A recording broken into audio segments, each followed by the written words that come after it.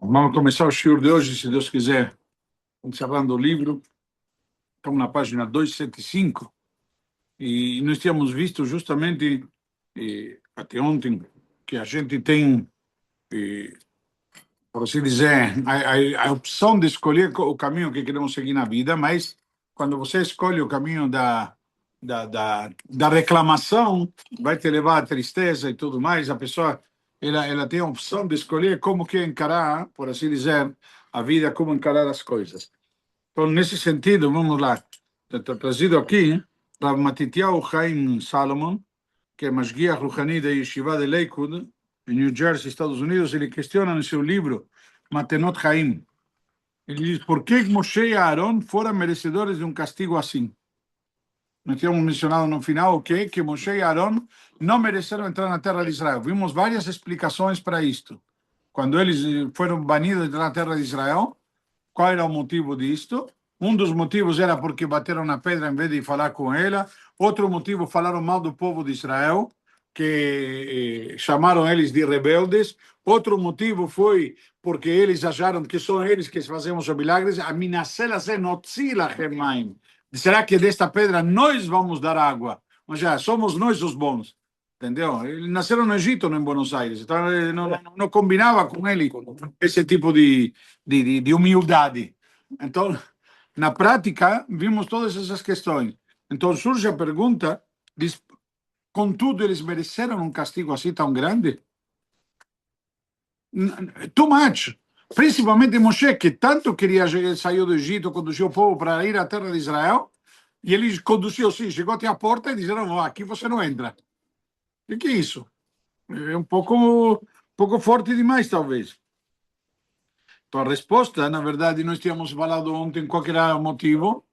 O motivo era que, na realidade, eles mereceram, por assim dizer, um castigo tão forte por conta da responsabilidade que eles tinham. Ou seja, quando alguém, nós dimos o exemplo, alguém que está num centro cirúrgico, se a faxineira que está limpando o centro cirúrgico e deixa cair um bisturi, é grave porque se contaminou, mas é a faxineira. Agora, se a própria médica instrumentista deixa cair, para ela é algo grave. Peraí, você tem que ter cuidado, você é responsável pela, vamos dizer, pulcritude, não sei como se diz exatamente, e pureza dos instrumentos que vai ser usado na cirurgia. Então, tem que ter cuidado com isso. Então, dela se exige algo maior. Então, na prática, mas aqui traz a resposta do Rabino Salomon, diz do Gaon de Vilna, em nome do Gaon, que pergunta por que não há menção a Moshe em nenhum lugar na Haggadah de Pesach. Toda a Haggadah de Pesach, a gente não vê que Moshe fez alguma coisa. Entendeu? Então, o próprio Gaon observa que esse é o melhor louvor que poderia ser feito a Moshe. Por quê? Ou seja, para que fique claro que não foi ele o redentor de Israel, do Egito, mas sim exclusivamente a nível o Malach, a nível o Saraf, a Kadosh Baruch Hu mesmo. Foi Deus. Ele que tirou o povo judeu do Egito. E isso que se deixa bem claro. E isso daqui, na prática, passa a ser um louvor a Moshe. Por quê? Porque Moshe é um escravo fiel. Moshe é Bechol Beiti Neemanu, como Deus mesmo testemunha. Ele é fiel, ele é devotado a Hashem. Ele não fez para aparecer. Tem o ser humano, muitas vezes, aí cada um se pensa, se acha que ele está, sabe, que ele pode, que ele é bom, que ele é melhor. Então, na realidade, diz aqui, devemos saber como fazer sem problema, com humildemente, saber que Hashem que faz, não somos meros, talvez, marionetes. Então, Rav Salomon explica as palavras do Gaon trazendo a Mishnah em Pirkei Avot, quando diz o Pirkei Avot no 6º capítulo, diz em relação às 48 características necessárias a quem quiser adquirir a Torá Kedushá. Certo? Que a Torá niknet, como a Torá é adquirida. Certo? Ou seja, adquirida não de comprar, senão que passa a ser tua. Então, você passando por aqueles 48 passos, que a Mishnah, quem quiser depois pode verificar. Então, quando você vai por esses 48 passos, você vai adquirir a Torá. Adquirir é algo que você simplesmente, qual a diferença entre ganhar e adquirir? fica totalmente. Não, Não. ganhar é sem esforço. E ganhar é sem esforço. Bravo, não tem o mérito. Não tem a meritocracia. Quando você ganhou, veio, caiu no colo. Agora, quando você adquiriu, é algo que você fez por merecer. Seja pagando, seja trabalhando por isso, seja como for, mas você mereceu isso. É um nível totalmente diferente do teu direito sobre a coisa, inclusive. Ok? Vamos lá. Então ele diz, uma dessas 48 formas de característica de como adquirir a Torá diz, todo aquele que diz algo em nome de quem o falou traz redenção ao mundo. Todo aquele que cita o autor da frase, do ensinamento, ele traz redenção ao mundo. Da onde aprendemos isto?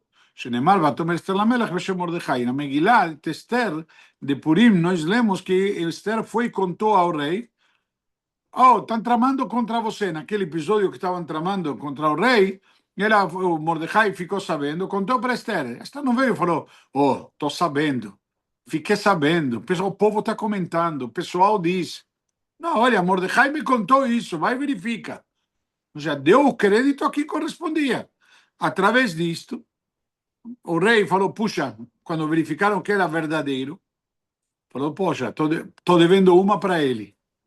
Quando chegou posteriormente, muito depois da história de Purim, certo, que tinha que decidir, e aí viram que o decreto era contra Mordecai, peraí, Mordecai, eu estou devendo para ele. Ele salvou minha vida.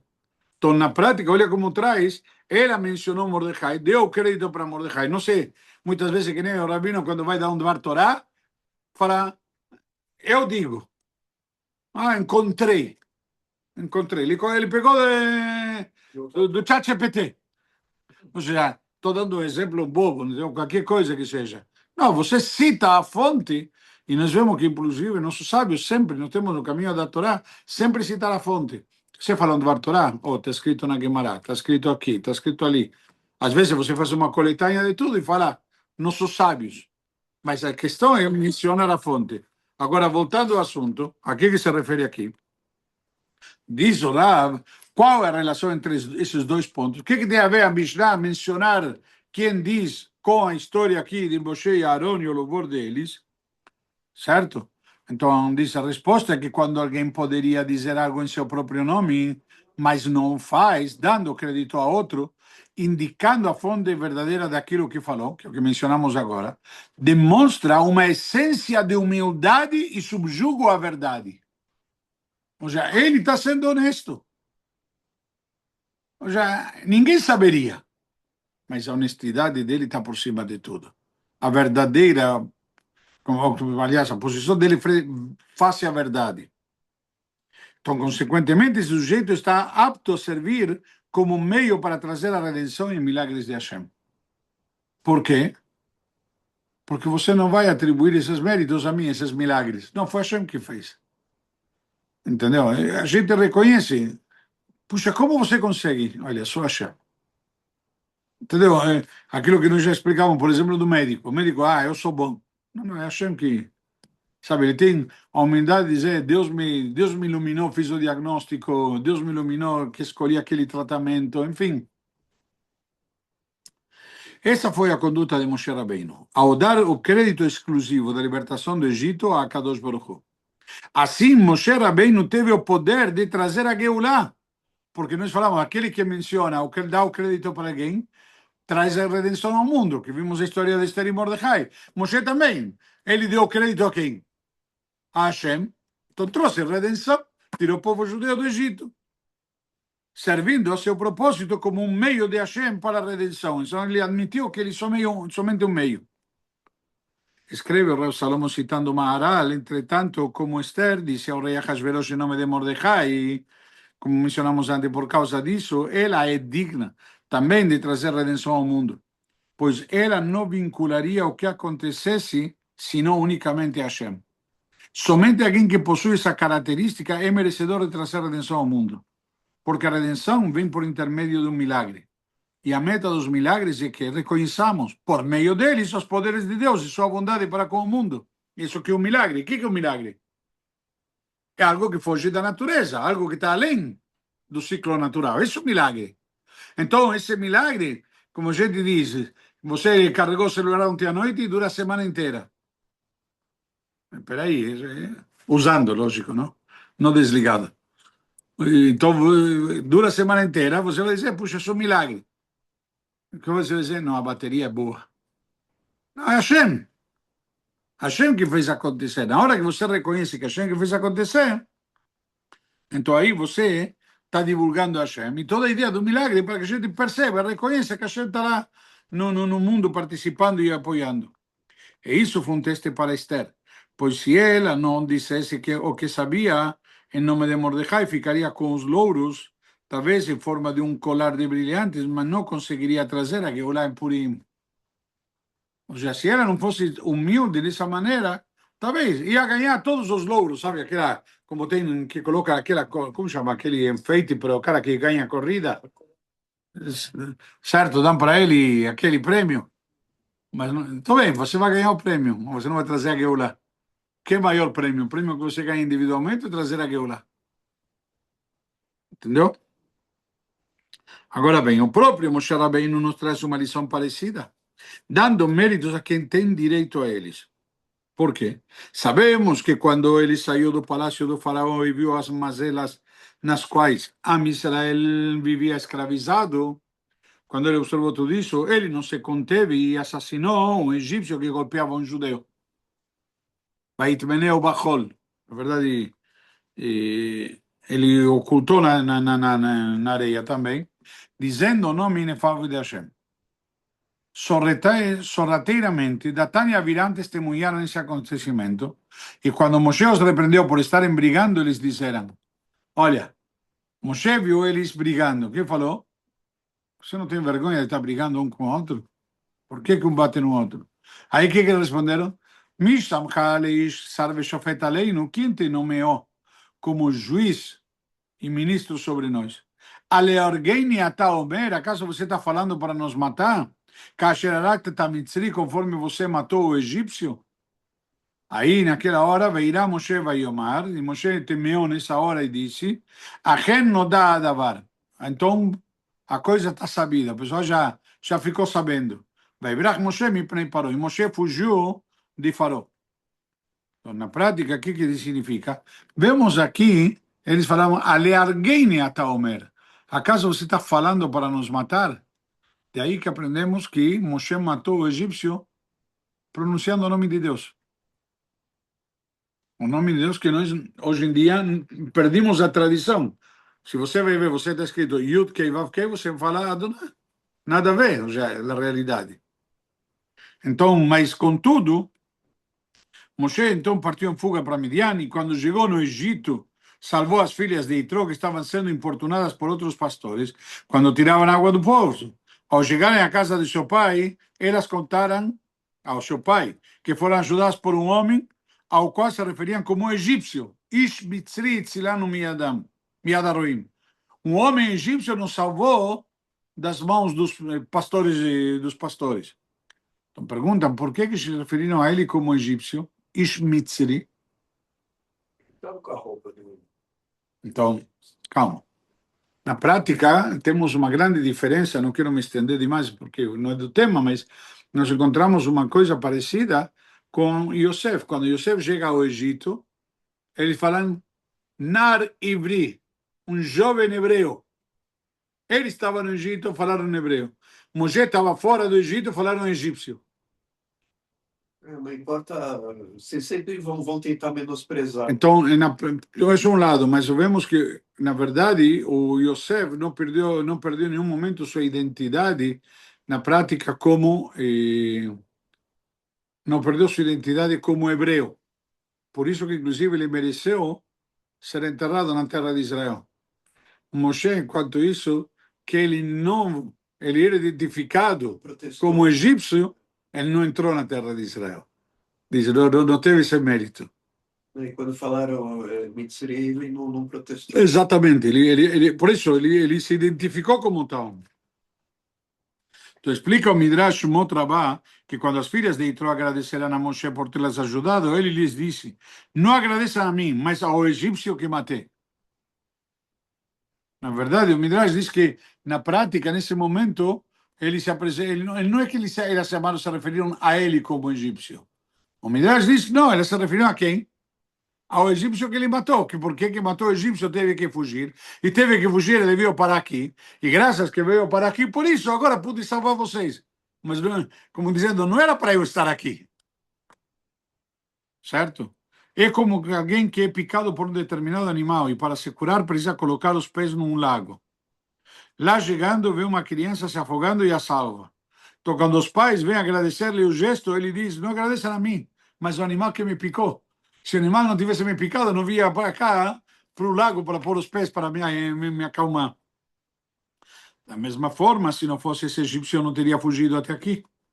A exemplo de Esther, Moshe soube dar o devido crédito a quem era de direito para justificar um jeito feito por ele. Ou seja, como falamos antes, em vez de você se vangloriar e assumir os créditos pelas situações diversas, você dá o crédito a quem de fato corresponde. Conclusão. E aqui está o deslize de Moshe Rabbeinu e Aaron a Cohen. Onde que eles erraram? Com aquilo que falamos antes. No episódio da pedra e da água, em vez de dizerem que Hashem tirará água da pedra, nós mencionamos isso antes, falaram, tiraremos água da pedra, notzilachem maim, como se eles tivessem algum poder para isso. Então é preciso trazer o nome verdadeiro, da verdadeira fonte de quem faz algo. Ou seja, quem vai dar água da pedra? Hashem. Ah, nós vamos te dar água, como se eu consigo tirar água de pedra. Imagina. Como está dito em Pirkei Avot, todo aquele que diz algo em nome de quem eu falou traz redenção para o mundo, e já que não fizeram isso, Moshe e Aaron se mostraram inaptos para trazer a Geulah a Israel, ou seja, não poderiam mais entrar com eles na terra de Israel, porque eles mesmos se acreditaram de algo que não era deles. Mais uma prova do equívoco de Moshe em dizer, Notzilachem Maim, que falaram, nós tiraremos água para vocês, ao invés de dizer, Yotzilachem Maim, tirará água para vocês, ou seja, que a Kadosh Baruch Hu te mudar a letra não pela letra Yud, que no Pasuk de Be'alotcha, está escrito, veis Moshe Anav Meod. E o homem de Moshe é o nome mais humilde. Só que a palavra Anav, que se escreve Ain Nun Yud Vav, lá está escrito somente Ain Nun Vav. Sim ou Yud. Ou seja, na prática, quando está escrita dessa maneira, porque você, Moshe, não usou Yud para dizer Yotzi, em vez disso, disse Notzi, assim também tirarei a Yud da palavra Anav. Hashem, por isso que a palavra Anav está sem Yud. Porque Hashem tirou Yud, que Moshe tirou naquele momento que ele deveria ter falado que Hashem que tirava água da pedra. Ou seja, na verdade, não se trata de Ani, certo? Mas sim de Akadosh Baruch Hu. E essa é a lição. Não sou eu, senão é Hashem. Quem está fazendo é Hashem. E Moshe, de alguma maneira, se... eu vou dar água para vocês. O livro Ineni Biadcha do Rav Yaakov Israel Posen, Shlita traz para muitos, traz que muitos pais e educadores se entristecem porque não veem os resultados esperados de seus esforços. Eu me lembro muito bem, tinha uma oportunidade, como chama? A professora minha de física no colegial, ela falava que ela se sentia, tinha inveja de um pedreiro, tinha, pela janela da sala de aula da escola dava para ver um prédio sendo construído. Então ela falava que tinha inveja do pedreiro. Aí uma vez explicou por quê. Porque no domingo o pedreiro pode vir com as crianças e mostrar o fruto do seu trabalho. Olha, tá vendo? Esse prédio é eu que estou levantando. Ela era professora de física. Falou, eu nunca vou poder mostrar para ninguém o feitio do meu trabalho. Eu estou aqui ensinando, não sei quem aprende, não sei para que vai servir para vocês, quem de vocês vai usar isto, etc.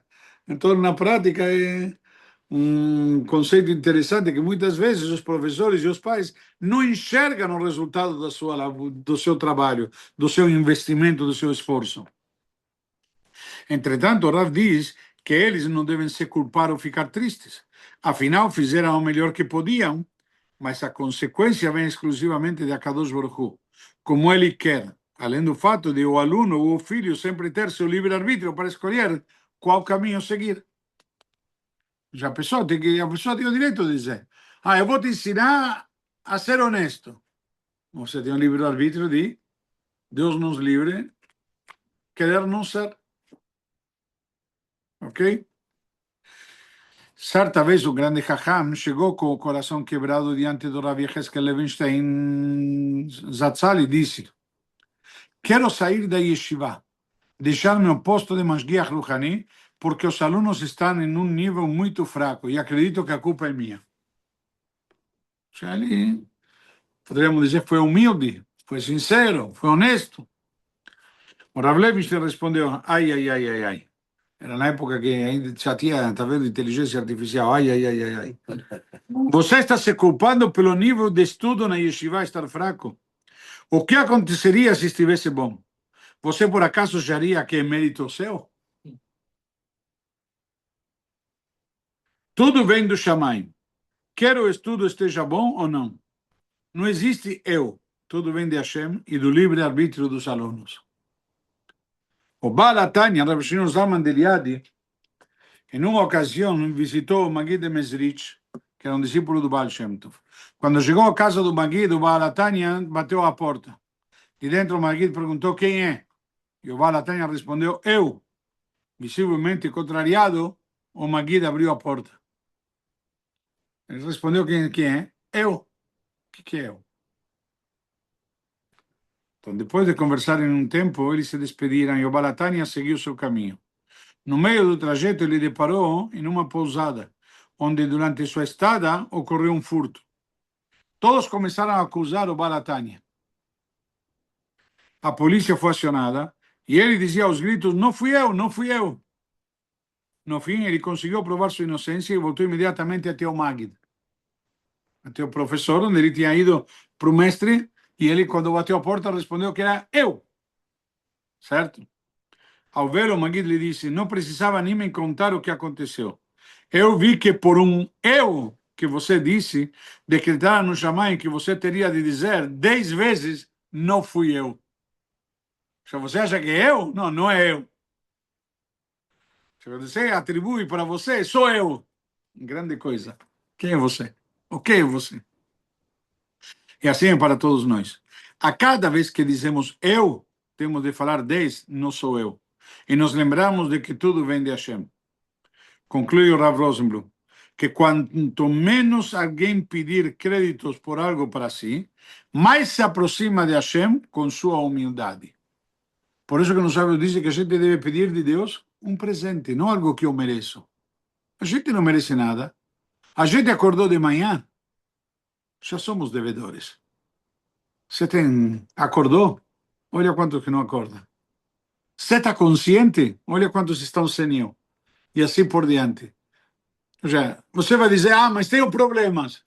Tá bom, tira o espelho, não vai se olhar. Na prática, muitas vezes a gente tem o problema. Por quê? Porque pensa em si próprio. Pensamos o que falta, pensamos o que não tem, e tudo que você tem. Tudo que você consegue usufruir e se beneficiar, etc. Você agradece por isso. Ou seja, você já está devedor de cara. É isso que o Gaon de Vilna quis dizer em relação a não mencionarmos o nome de Moshe Rabbeinu na Haggadah de Pesach. É dessa forma que o elevamos e dizemos que ele é Kadosh, que ele é santo, sagrado. Por quê? Só se deve dar créditos a Boreolam. É verdade que foi através de Moshe, mas na Haggadah louvamos que quem nos tirou do Egito foi Hashem. Através de Moshe. Mas foi Hashem.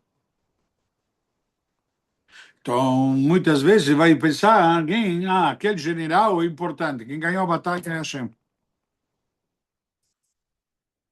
Que inclusive o que nós mencionamos agora na guerra, como chama? E na guerra recente de Israel. Foi um milagre, foi Hashem. Até por em 2020, se perguntássemos a alguém que estava de casamento marcado, por exemplo, quando e onde ele iria casar, ele responderia com precisão data o local e a quantidade de pessoas que teriam sua festa. Ele pensaria, eu sei quantas pessoas eu convidei.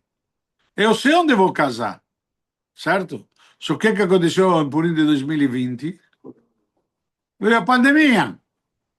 E na pandemia não teve casamento, não teve convidados, não teve local marcado. Ou seja, na prática, o que vemos aqui? Entretanto, depois de Purim, quando o mundo se fechou por causa do coronavírus, Hashem mostrou quem é que sabe realmente de tudo, diz o Rav Rosenblum. Falamos muito, eu sei. Por isso, o Senhor resolveu nos ensinar a dizer mais vezes, eu não sei. Se você se lembra naquela época, todo mundo... E quando a gente se vê? Não sei. Ou quando você vem? Não sei. Você está saindo de casa? Não sei. Ou seja, era tudo não sei. E essa é a chave para dominar o coração. O desenvolvimento da imuná, da fé, mas com humildade. E a humildade. Assim, aprenderemos a enxergar a vida como se deve. Ou seja, que tudo vem de Hashem e é para o bem.